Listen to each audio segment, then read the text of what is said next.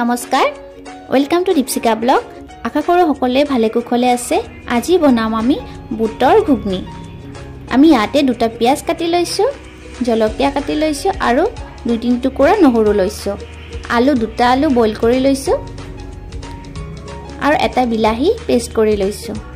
গেছত কেৰাহী তুলি দিছো কেৰাহী গৰম হোৱাৰ পিছত হৰিয় তেল দি দিছো ইয়াতে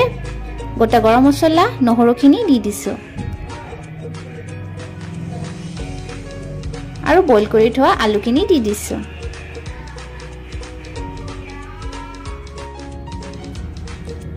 কাটি থোৱা পিয়াজ আৰু জলকীয়াও দি দিছো এতিয়া নিমখ দি দিছো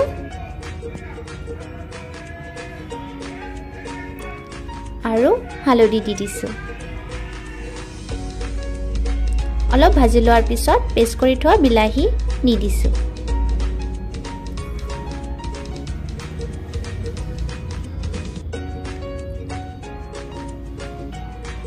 red chili powder দিছো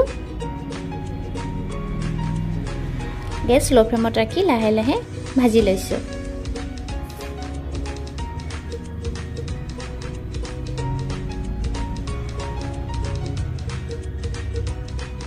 আলুখিনি ভাজি লোৱাৰ পিছত বইল কৰি থোৱা বুটখিনি দি দিছো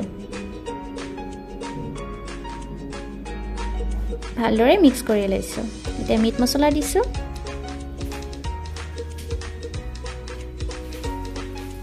জিৰা পাউডাৰ দিছো আৰু ধনিয়া পাউডাৰ দি দিছো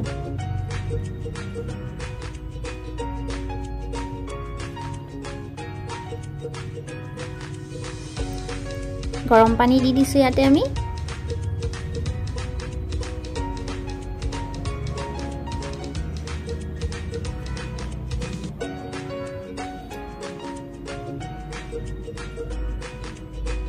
এতিয়া হাই ফ্লেমত ভালকৈ জাল হ'ব দিছো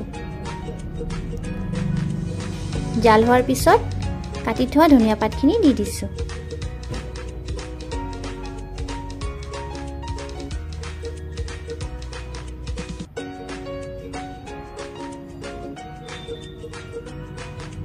আমাৰ পানী শুকাই আহিছে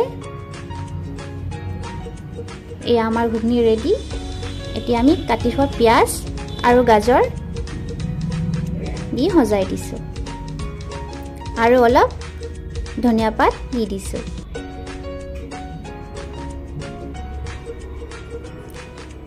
এই আমাৰ ঘুগনি ৰেডি ঠাণ্ডা বতৰৰ কোনে কোনে ঘুগনি খাই ভাল পায় কমেন্ট কৰি জনাবচোন ভাল লাগিলে লাইক আৰু শেয়াৰ কৰি দিব আৰু আমাৰ চেনেলটো সাবস্ক্ৰাইব কৰিব নেপাহৰিব ধন্যবাদ।